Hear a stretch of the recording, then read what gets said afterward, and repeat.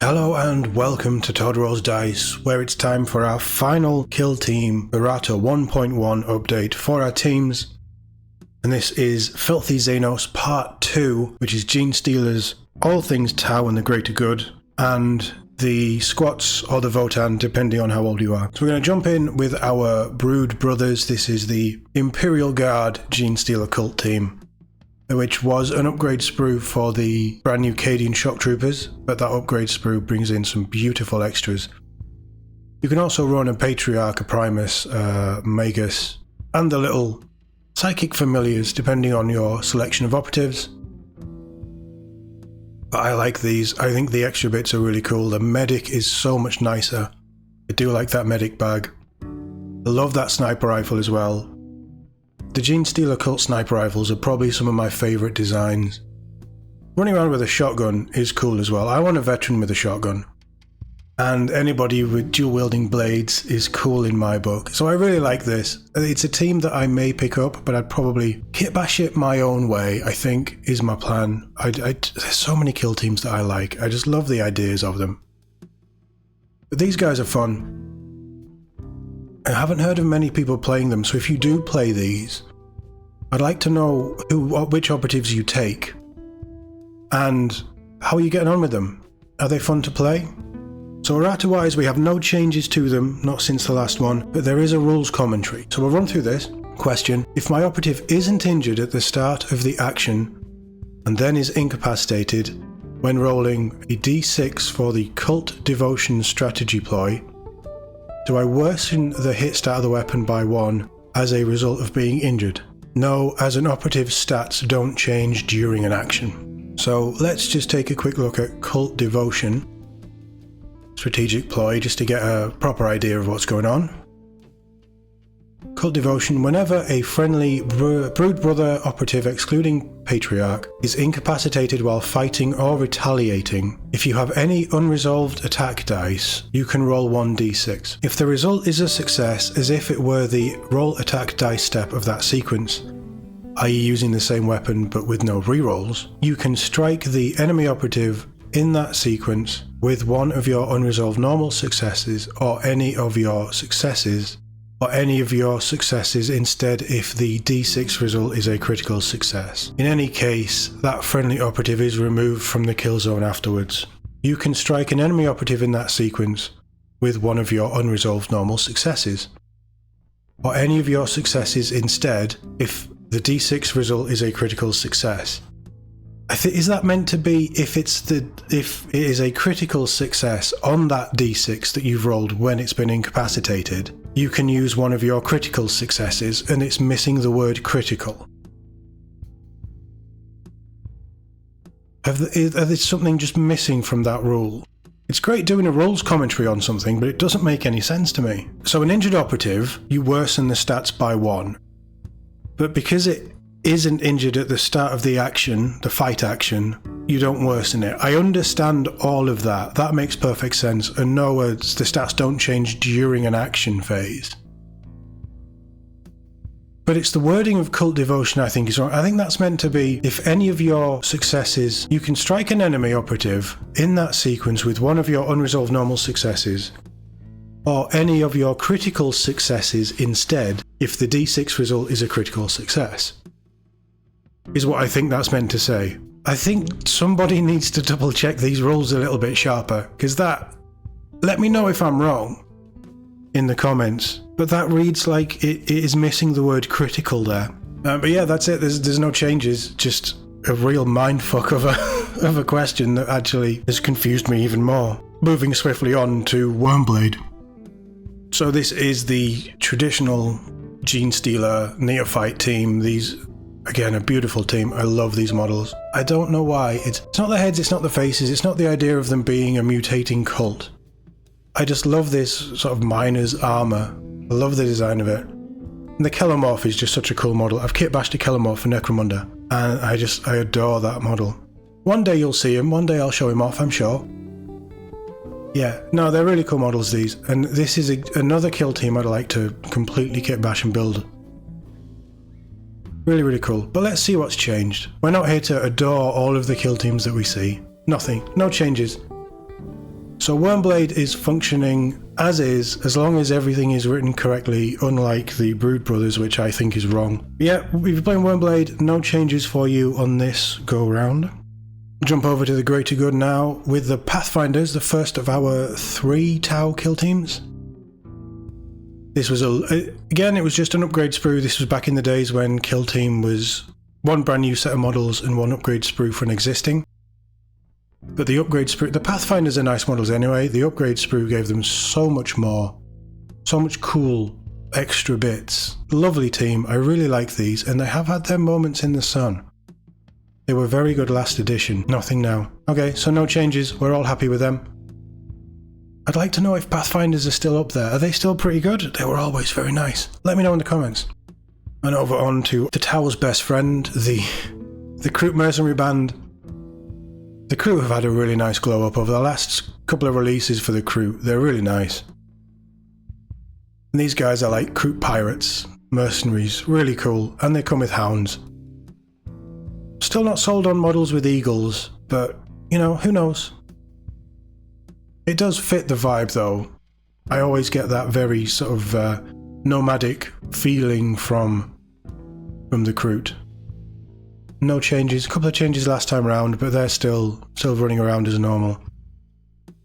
Nice. I hope Kroot are doing well. I hope they're in a good place, because they are just fun, cool models.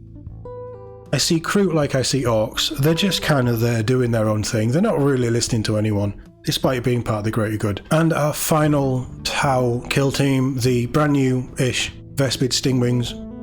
Again, just an incredible glow up from their old metal models. And they really did need it as well. These were part of the Hivestone box. Yeah, very, very cool. Have they had any changes? We've had a couple of changes. So we've got the Communion faction rule and the Oversight Drone Operative has had a change. So Communion faction rule, relevant part of second sentence of first paragraph, changed to read, in the ready step of each strategy phase, and they've remove all Communion points from the previous turning point, then you gain D3 Communion points. To read, in the ready step of each strategy phase, you gain D3 Communion points. It makes it sound like you can keep your previous ones, which makes more sense. I think Communion was always a rule that needed to be looked at and tested and played with on a bigger testing bed than what Games Workshop do pre-release. They've also changed the relevant part of 3, changed to read. Whenever you perform the pickup marker or a mission action, excluding Operate Hatch, with a friendly Vespid Stingwing operative, so you now can't operate Hatch with a Communion point. Well, let's have a quick run through Communion point. I'm regretting that now because my voice isn't going to last. So, Communion points are used to maintain the tactical focus of friendly Vespid Stingwing operatives. In the ready step of each strategy phase, you gain D3 Communion points plus 1 if a friendly Oversight Drone operative is on the kill zone. Communion points are used as follows. The Oversight Drone operatives aren't affected by the following. So 1. Whenever a friendly Vespid Stingwing operative is performing a shoot action, it can only target the closest enemy operative within 8 inches of it, excluding enemy operatives within control range of other friendly Vespid Stingwing operatives.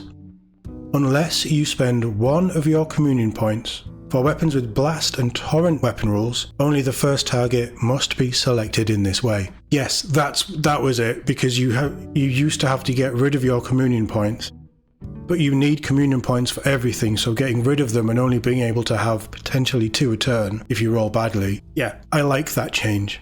Part 2. Whenever a friendly Vespid Stingwing operative performs a charge action, it must end the action within control range of the closest enemy operative. It can, unless you spend 1 of your Communion points. And 3. Whenever you perform the pickup marker or a mission action excluding Open Hatch with a friendly Vespid Stingwing operative, you must also spend 1 Communion point to do so. To do an action, having to spend a Communion point is going to be a real drain on your Communion points. So I think this is a really good change, letting you keep those Communion points. And finally, for whenever a friendly Vespid Stingwing operative is shooting, you can spend 1 and only 1 of your Communion points to reroll 1 of your attack dice. So it just gives you, potentially, depending on how well you roll and what you're doing, It gives you extra communion points to play with. Being able to open a hatch is a fairly basic action. You shouldn't have to spend a communion point to do that. Other mission actions and things, fair enough. But opening a hatch, I'm okay with that change. That makes more sense than being forced to spend a communion point to open a hatch. Finally, the Oversight Drone. So Oversight Drone Operative Aerial Guidance Action. Relevant part of the second sentence of effect change to read ... That friendly operatives' ranged weapons have the lethal 5-up and saturate weapon rules. I'm guessing they've just added lethal 5-up in there. So the Oversight Drone Aerial Guidance is a 1 AP support action until the start of this operative's next activation. Whenever another friendly Vespid Stingwing operative visible to and within 6 inches of this operative is shooting an enemy operative visible to this operative, that friendly operative's ranged weapons have the lethal 5-up and saturate weapon rules. This has no effect while this operative is within control range of an enemy operative. And this operative cannot perform this action while within control range of an enemy operative. So it's just adding a little bit extra. And it's nice. It's a support drone. It's giving you an idea of where enemies are, so you should be that little bit deadlier. Lethal 5-up makes sense. I think that was the 2 changes, wasn't it? Yeah, happy with those changes. And I know Vespid were kind of struggling a little bit. They have some nice rules though. So that's cool. Hopefully it's a positive change. I'd like to see how they interact with these changes moving forward. And now it's time for the Votann or the squats, depending on how old you are. We're going to look at the Hearthkyn Salvagers first. These were the first Votann kill team. And it was just an upgrade sprue for the... I can't even remember what their base troops were called. Really nice models, these. I am partial to a squat and power armor. I don't know where that's come from, but yeah, really nice. I think it's that they look very clean sci-fi, and I like the clean sci-fi vibes. Some of the stuff I don't, but these really sing to me. As a fan of Halo and things that have that style, I'm not saying that these would fit in Halo, but they definitely have that cleaner sci-fi edge. Quite Star Trek-y in how they're set up. Obviously with the grimdark 40k elements, nods to weapons and things, but I could see these in Star Trek. That kind of clean sci-fi is what I'm trying to get at. I'm tempted by these, but the last kill team we're going to look at is one that I'm desperate to pick up. And we'll have a look at them now because there is no changes on the Salvagers. So let's jump over to squats in trench coats. For the Hearthkyn Yaegir, they're just so cool. Ever since I saw them on their hover bikes, and I'm not a big lover of their hover trikes, but I love the trench coat vibe. I think the armor in the trench coat is really cool. Look, I know you're going to disagree with me, but it's fine. I can take it. I've got broad shoulders. I can't help what I like. It's a nice sniper rifle as well. And we have no changes. So that's it. We're done. Errata 1.1 for all of the kill teams. We've run through everything in our series of videos. Let me know of what we've just run through, be it Tau, Squat, or Genestealer. How your teams are getting on. I'm always interested. We're going to start doing a lot more with Kill Team on this channel. Not just looking at models, reviews, talking about erratas and commentaries. I want to start getting games on the channel soon as well. So we'll look into battle reports and having a bit of fun. Maybe doing some of the solo play stuff because I'm really interested to play around with that as I expand my Kill Team teams and model range. But yeah, let me know what's going on. Which of these are your favourites that you're running with and how these changes are affecting you. As always, thank you very much for watching and I'll see you all in the next one.